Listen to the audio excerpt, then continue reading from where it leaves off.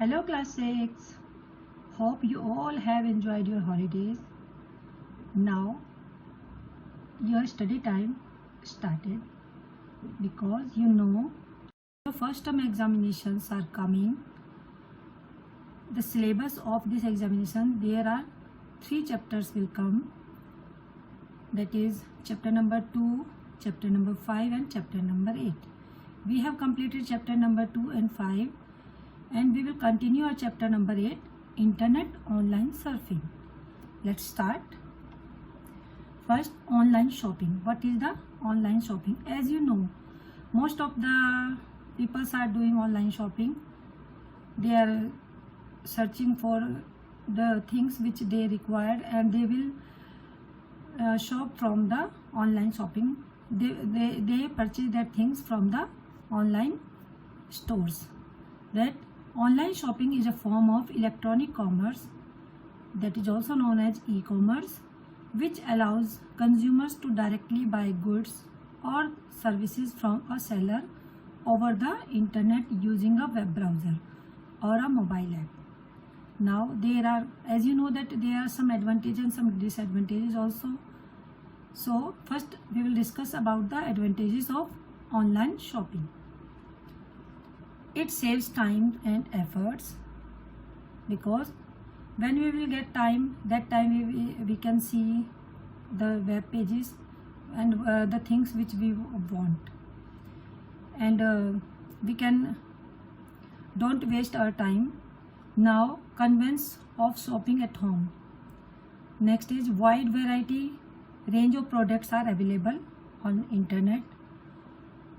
Good discount and lower prices are also because we have seen that there are some festival discounted also there, and they are giving some bonus point also.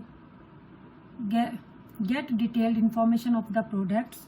We can compare various models or brands with other brands.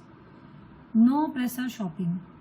If we want, when we will go to shop and we are seeing some things, then this is force that we can purchase anything from that shop because we have taking his time. So this is the pressure that we will purchase something from that shop. But online shopping, there is no pressure. Online shopping saves times, as you know. Comparisons. Companies display the whole range of products offered by them to attract consumers with different taste and needs. Now, availability of online shop. The mall is open on 365 into 24 into 7, means they are open all the time.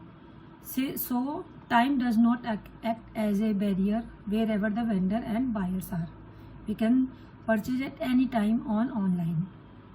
Online tracking. Online consumers can track the order status and delivery status. Tracking of shipping is also available. By purchasing online, we can see that where we can track our order, that where is our product reached. Online shopping saves money. To attract customers or consumers to shop online, e-tailers and marketers offer discount to the customers. Due to elimination of maintenance, real estate cost, the retailers are able to sell the product with attractive discount through online. These are the advantages of online shopping. Now some disadvantages also there. We will discuss about the disadvantages of online shopping. First is delay in delivery. When we are going to purchase anything from the shop, that time we can give money to him and we will purchase the things which we want. But online, there delay in delivery, long duration and lack of proper inventory management results in delay in shipment. This frustrates the customers and prevents them from shopping online. Now second is lack of significant discount in online shops. Physically, stores offer discount to customers and attract them, so this makes it difficult for e-tailers to compete with the offline platforms. Third, lack of touch and feel of the things in online shopping. Lack of touch, feel, try creates, because in online shopping we cannot touch the products which we want to purchase, but in offline shopping we can touch the project, we can see the project, so this is also a disadvantage. Now next is lack of interactivity in online shopping. Physically, stores allows price negotiation. We can negotiate the price about the product between buyers and the seller.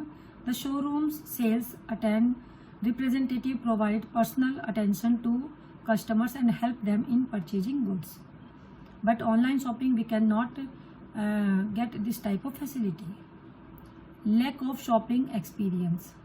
The traditional shopping exercise provides a lot of fun in the focus of showroom atmosphere, smart sales attendants, and sounds that cannot be experienced through a website.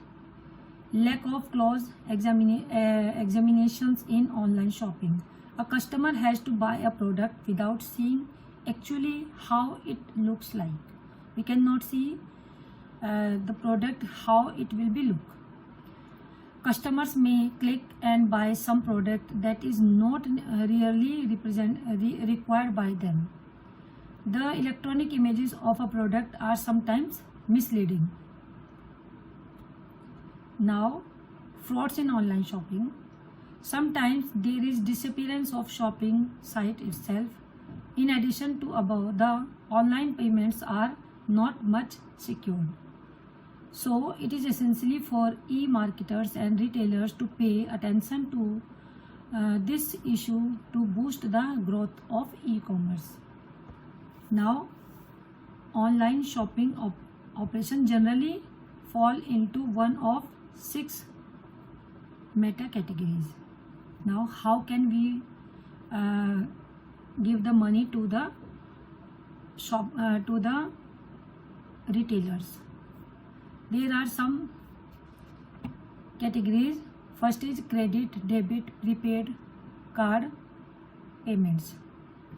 Cards represents the most popular worldly payment method in the United States, Canada, Mexico, China, Korea, and most of Western Europe. These are the payment which we can use credit card, we can use debit card, we can use prepaid card also to give the money. Now, bank transfer.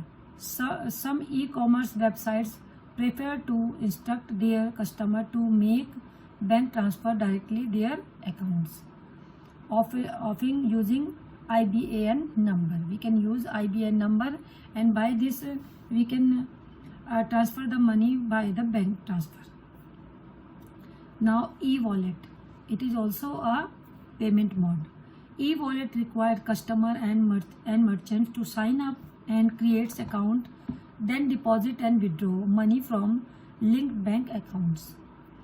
E-wallets like PayPal and Alipay, Google Pay, these are the e-wallets, are very popular in the United States and China respectively. Now, cash in India, Romania, Russia, and many other parts of the world, cash remaining king even for e-commerce. Now, next is NEFT, RTGS, or IMPS. Choose the best way to make online money transfer. NEFT means National Electronic Fund Transfer. The National Electronic Fund Transfer, or NEFT, is the simplest and most liked form of money transfer from one bank to another bank. RTGS, this is real time gross settlement. IMPS, immediate payment services. These are some services which we can use to pay the online shopping Now next is blogging. What is the blogging? Blogging refers to writing, photography and other media that's self-published online. Blogging means we can self the publishing which we are published by ourselves, that is known as blogging. Blogging started as an opportunity for individual to write diary style entries, but it has since been interrupted into websites for many business. Now these are using for the business also. Now what is that is the blogging. Now what is a blog? Blog, a translation of web blog, is a discussion or informational website published on the online. Blog can also be used as a verb, meaning to maintain or add content to a blog. It is known as the emergence and growth of blogs in the late 1990s. These are started in 1990s. Blogger. What is the blogger? A blogger is someone who writes regularly online.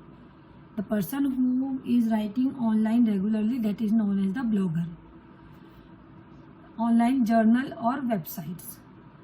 A political blogger might provide weekly commentary on current events. Now applications of blogging. First is publishing. Second is travel. It is related to travel.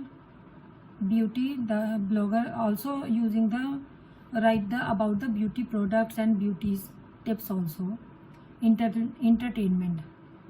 These are the applications which are using for blogging. Now next is podcasting. It is the preparation and distribution of audio files using RSS to the computers of subscribed users. These files may then be uploaded or to digital music or multimedia players like the iPod. These are making for iPod. In podcasting, they are uploading their audio files. A podcast can be easily created from a digital audio file. Now features of podcasting. What is the features of podcasting? First is engage your audience in conversations. Second, know your subject matter. Means you know about your subject matter which you want to using for your podcasting. Avoid information overload. Understand your audience. These are the features. First, you will understand your audience, what type of podcasting your audience want. Seek out the best guests. Prepare for every interview. Set your guest at ease. Encourage respectful debates. Now these are the podcasting. Next is create killer episode titles. Be authentic.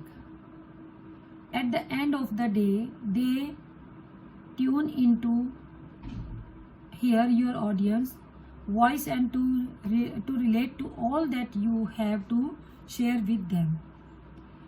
Now applications of podcasting. What is the applications of podcasting?